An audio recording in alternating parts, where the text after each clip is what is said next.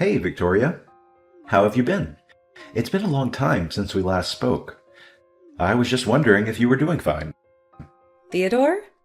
Yeah, it really has been a long time. I'm fine. Actually, I'm doing much better without you. So, what do you want? You've got a lot of nerve talking to me after everything you did.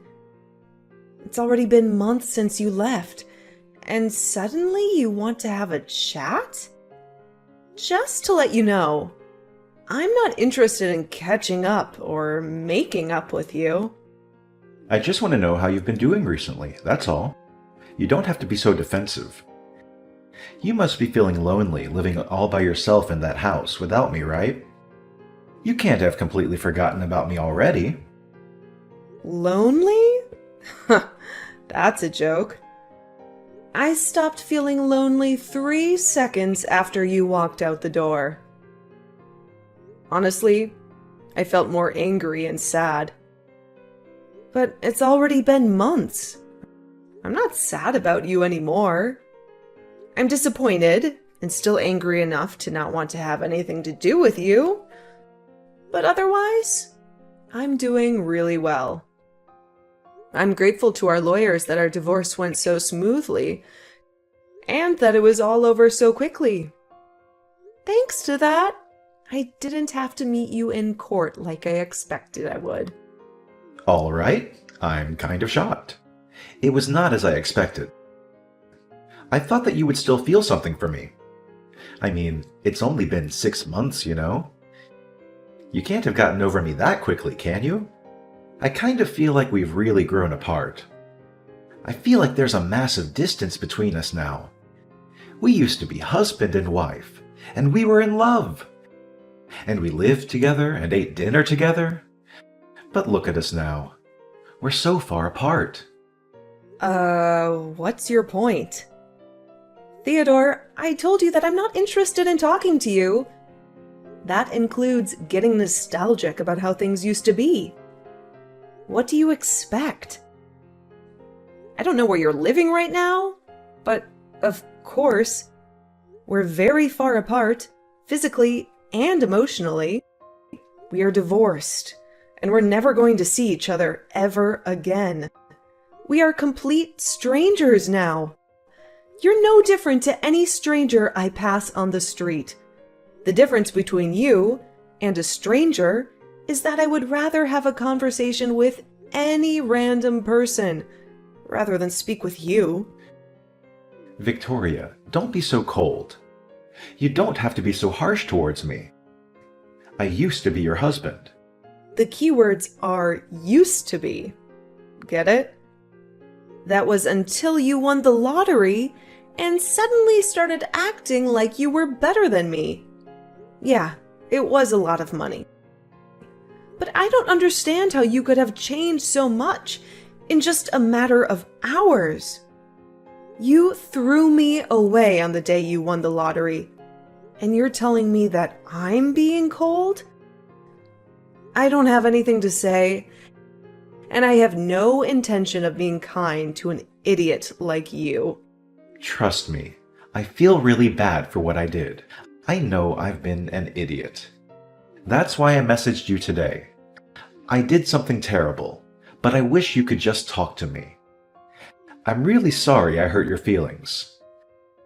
I thought about what I did since then, and I've reflected on my actions. I regret ever doing something so stupid and impulsive. I should have been more rational when we were talking about the winnings, and shouldn't have reacted like that. No, I should have listened to what you said more carefully. You were being so reasonable about what to do with the money. And I wrecked our marriage because I was so selfish. I regret all of that and more. The fact that you're saying that now means that you're in the situation I predicted you'd end up in all those months ago, right? I hate to rub it in, but I told you so. I can't believe it took you so long to realize how wrong you were. I could see it coming from a mile away. But I guess you just had to experience it firsthand. I know I was stupid, And I'm sorry. I finally realized that you warned me that this would happen for my sake. I was too blinded by the money to understand that you were only thinking of me. I wish I could go back in time and change everything, but I can't. I was so stupid, and I regret it all. Yeah, you were so stupid and horrible, too. I get that winning $3 million is a big deal. It's a lot of money. And it's not every day that such a large amount of money comes into your hands. I think anyone would panic and get big ideas about how they want to spend their newfound fortune. I was pretty shocked too, and I won't lie, I thought about all the amazing things we could buy. But the way you reacted was abnormal. Once you knew you had the winning ticket, nothing else mattered to you. You only cared about yourself and the money. I wasn't thinking straight. It was like I was in a dream state. I couldn't help myself. You know, I pitched this pretty reasonable plan for the cash windfall we hit, thinking we'd stash away a good chunk for our future and keep a bit for potential kiddos down the road. I wasn't eyeing your wallet. I definitely didn't talk about splurging it all on myself. But then you went off, yelling that it was your dough, and I couldn't touch a dime, insisting that it was for you to blow however you pleased. I never had any plans to grab a slice, but that's what you assumed. And then, like a poof of magic, you vanished, taking the money with you. You didn't even bother answering my texts until those divorce papers showed up. Even then, your only offer was alimony if I signed on the dotted line. 3 years of us went straight down the drain the second that cash rolled in, turning you into someone I didn't even recognize. I spent weeks mulling over what those 3 years meant to you, wondering if they meant anything at all. Eventually, I stopped dwelling on it, realizing I'd already blown 3 years and shouldn't waste any more time trying to figure you out. I know I was completely at fault, but it was $3 million. Neither of us had even had a tenth of that amount in our banks at one time. You can imagine why I went so crazy, can't you? Yeah, it's a lot of money, but that doesn't excuse your behavior. You ranted at me that my parents might come and beg you for the money because they're so poor, and that you couldn't trust anyone anymore. You were insulting me and my family with every word you said because you had all this money. You had this ridiculous idea that you were better than all of us. I never knew you could be so hurtful and obnoxious. And I was shocked that you could change so easily because of some money. I don't know what got into me. I don't really know why I said any of that. I didn't mean it. You know that, don't you? I regret everything I did and said after that. I wish I could take it all back. Really? It sounded like you meant it at the time. Don't try and run away from what you did. It's way too late for you to start begging me for forgiveness. I couldn't care any less about how guilty you feel. Your feeling bad isn't going to change anything. Anyway, what do you want? Let's get this over with. What are you talking about? There's a reason why you messaged me today, right? You didn't just message to apologize. No, really, I was genuinely concerned about you. I wanted to prove that I'd changed and felt remorse for my past actions. Plus, I admit I was a bit curious about what you did with the money I handed over during our divorce. Just wanted to know how you spent it, you know? Money? That's what piqued your interest? You're referring to the lump sum you coughed up instead of opting for regular alimony payments, right? because you were keen on avoiding lifelong alimony, as I recall. Yeah, I handed you $200,000, didn't I? Sure did. What's it to you? What'd you do with it? It's my money, Theodore. What I did with it is my business. You didn't slap any conditions on it when the court settled the amount. Well, it was my money originally. I figure I have a right to know what happened to it, and maybe have a say in it, regardless of what the court decides. And if you've got any left, I was kinda hoping you could kick it back. You always were the smart one with money. Thought maybe you'd still be swimming in it. Hold on. You can't seriously be asking for it back. No way. I'm not parting with it. Yeah, it was yours when you had it. But once you handed it over as compensation, it became mine. Ever heard of the word compensate? I was entitled to alimony after you dropped the divorce bomb, but you weren't keen on that, and I didn't fancy a never-ending court drama. So, I took that lump sum, and I don't owe you a penny back. Sure, it was compensation, but I could afford to be generous at the time because I had a boatload of cash. But things are tight now, and I need some financial help. It'd be a lifesaver if you could toss it back my way. Technically, it's my money, so I shouldn't even have to ask. Trouble? I moved on and got hitched after our divorce. Oh, the rumors were true? Congrats.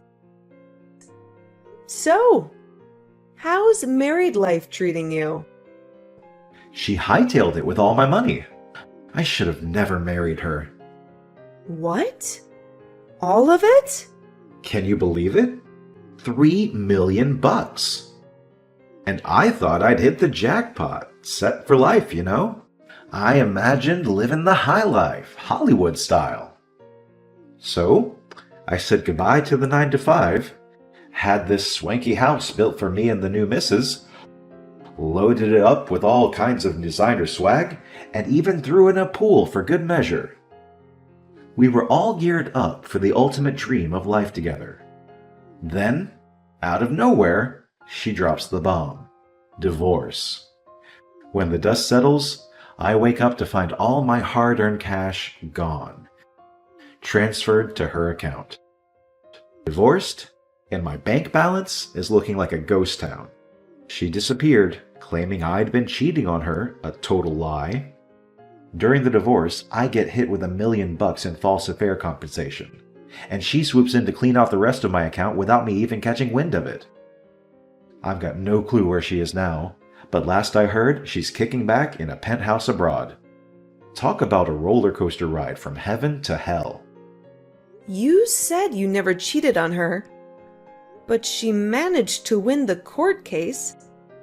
That must have meant that she had enough evidence to argue for compensation. You can try and act the victim all you like, but in the end, it was your own fault. Your own irresponsible actions brought all this upon you. Yeah, fine. She got pictures of me with another woman. But how is it fair that she gets $1 million in the divorce? It's my money. So you did cheat on her after all. You're a pathetic excuse for a husband. Yeah, all right. Say all you like. Anyway, that's not my point. I've explained why I need the money. Can you give me back the money I gave you? I need it right now. My ex-wife got the house in the divorce too, so I don't have anywhere to live. She's not even using it. She's abroad. The woman bought it out for sale, and I was kicked out of my own house so that she could sell it and take more money from me. Victoria, you still living in the same place we lived in when we were married, right? Can we live together again? Excuse me? Are you asking if you can move in with me? Let's just forget about everything that happened in the past and live together. I want us to start over. I'll be a better husband this time. Even if we don't have the $3 million, I know that we can be happy together. I still love you. We can work through this together.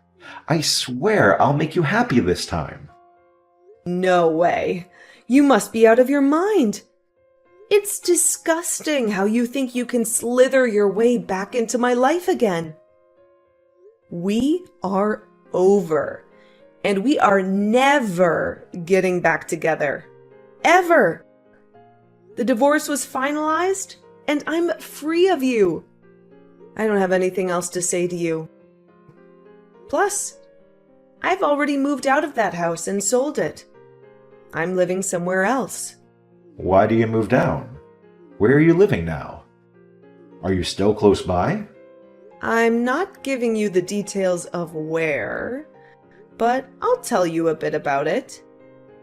Thanks to the compensation I got from you, I was able to buy some pretty reasonable shares. I had to be patient, but it went really well. I managed to earn a profit from it. You bought shares? I never knew that you knew how to do that kind of stuff. Why didn't you tell me when I had the $3 million? We could have made an even bigger fortune. Come on, Theodore. Don't be naive. It was just a stroke of beginner's luck. And no, I didn't dump the entire $200,000 you handed me into buying shares. I put in a reasonable amount, caught a lucky break, and when the profits rolled in, I played it smart by squirreling away every dime in a savings account. Now, I'm working a 9-to-5 gig, using the money I've saved to indulge a bit. I opt for organic stuff, treat myself to things I love, and still have a nice safety net for any rainy days. Sure, it might not boast designer furniture like your place, but it's home.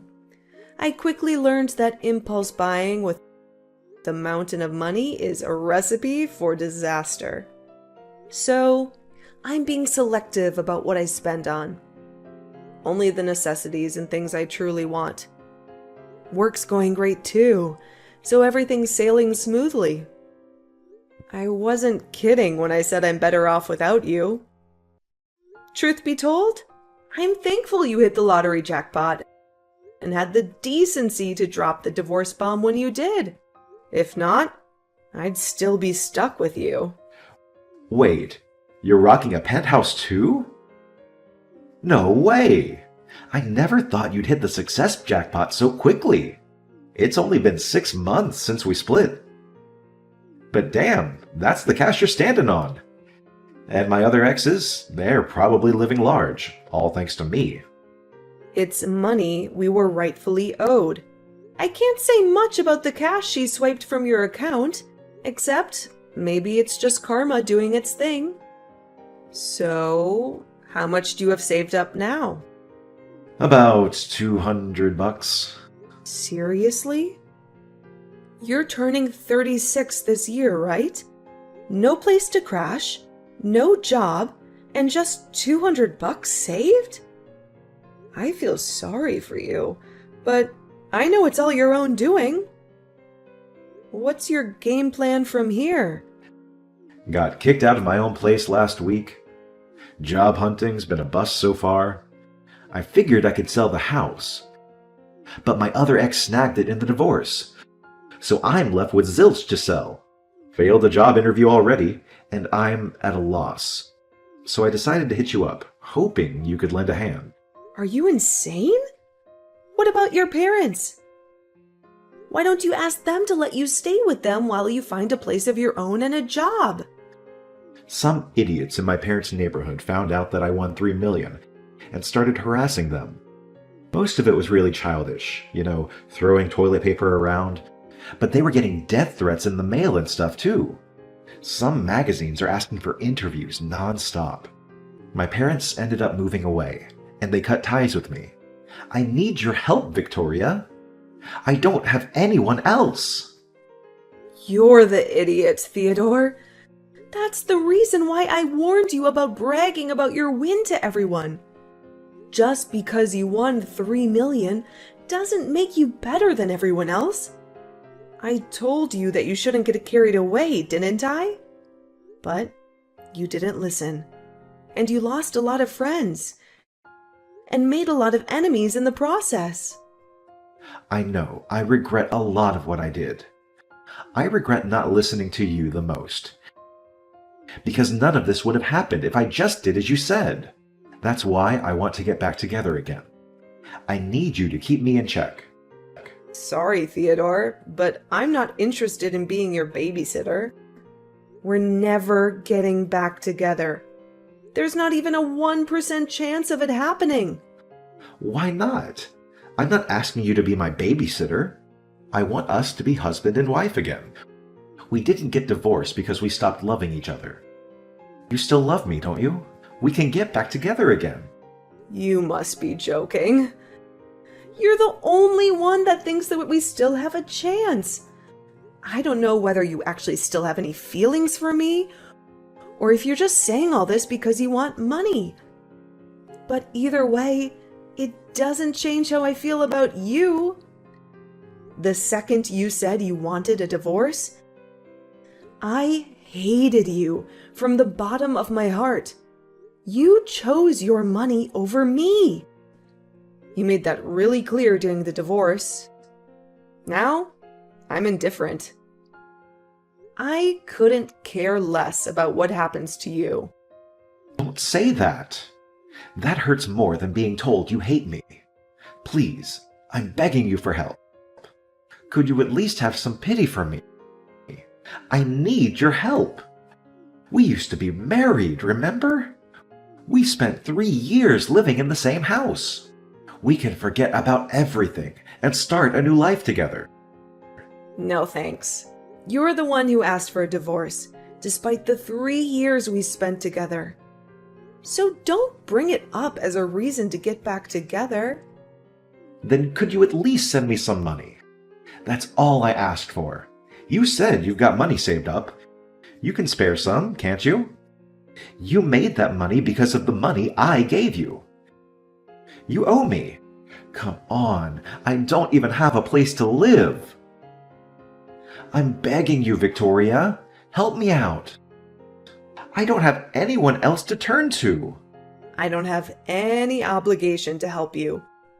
You won $3 million, and you told me that you didn't trust me with your money, saying that I might waste it all on shopping sprees. Only God knows where you got the idea I would do that. You said you wanted to spend it how you liked, and demanded I sign the divorce papers. And you left, taking all your money with you. Well, I'm telling you now that I'm free to spend the money I have however I like, including the money I got as compensation. I don't have a single cent to give you. Then what am I supposed to do? The reason why you have so much money right now is because of the money I gave you. Don't you feel any gratitude towards me? You could at least give something back as thanks. It's not fair that you're living in a penthouse apartment and have money saved and still have a job. I don't have anything. How can I accept that? Why should I care whether you accept it or not? You were living in a house filled with designer items and lived the celebrity life for a few months, didn't you? I hear that your new wife was quite beautiful too. You didn't have to work and spent your days relaxing, sleeping, and eating, I guess. Do you remember what you told me when you left me? You said that you were rich and that you deserved better than a boring old woman like me, even though we're the same age. Even though you would be just as boring without money. You said that you were going to find someone younger and prettier. Someone who would suit your newfound fortune. Do you think I would forget that you said that? I don't remember saying anything like that at all. But hey, I'm sorry. I really am. I wasn't myself then. I didn't think that at all. I've never thought anything like that. I didn't think I was being serious. Did you? Ever since we got divorced, I've been thinking about you. I just want to get back together. I realized after spending a few months living with my other wife that the only one for me was you. I need you, Victoria. Really? You need me? Thanks. I'm so flattered. Is that all you have to say? I'm begging you here. Just listen to what I have to say, please. Can't you be a little interested just for a minute? I just need $1,000. That's all. I won't ask for any more than that. I'll pay you back. Victoria, are you listening to me? If I have $1,000, I can buy lottery tickets again. I win a fortune, and I'll be able to give you all the money you want. You've got to be kidding. I guess it's true that money drives people crazy. You hear a lot in the news about how people spent their winnings on something ridiculous. But I think you've outdone all of them. I've never heard of anyone who had to beg their ex for money to bet their chances on a second win. If you think that's the way out of your problems, then there's no helping you. What do you mean there's no helping me? You can help me. I just need money. We can fix everything if we get back together and help each other through this. I want to start over with you. I love you. Don't you love me back? Don't you feel sorry for me? You don't love me. You just love that I have something you don't. My money. And I don't need anything to be fixed. My life is great as it is now. It's not perfect yet, but you're not the one that will make it perfect. You need to learn how to fix your behavior and fix your problems yourself. Don't bother me anymore. I do love you. I only have you. Give me back my money. It's not yours. I made this money because of the decisions I made. You lost yours because of the decisions you didn't think through. Don't ever message or call me ever again, you asshole. Let me give you the same parting gift you gave me. I deserve better than a boring old man like you. I'm going to find someone who loves me and live happily ever after without you. I'll be blocking your number, so don't try and contact me. Goodbye. No, wait. I'm sorry. Please help me, Victoria. Don't leave me. After that, Victoria blocked Theodore's number and blocked him and all of the social networking that they were connected on. Victoria was able to forget about Theodore pretty easily and was enjoying her peaceful life without him. She was living her ideal life, focusing on her career and coming home to the apartment she had taken care of to furnish with things she loved. Theodore, however, had used up what remained of his savings and still couldn't pass an interview because of his obvious lack of work ethic. He didn't change his attitude and blamed the interviewers for not passing him. As a result, he started borrowing money from loan sharks, and with that money, he began gambling at his nearest casino. Of course, it wasn't that easy to make a fortune, and the gambling only made his debt bigger and bigger. He was digging his own grave, but he still didn't change his attitude. After realizing how big his debt had gotten, he became desperate. But instead of trying for another job interview, he tried to steal money from a convenience store and was caught by the police. Victoria found out about Theodore's arrest on the morning news, but was too indifferent to care. She only remarked that money really does drive people crazy, and went on about her day, as she usually would. Theodore was just another stranger to her now.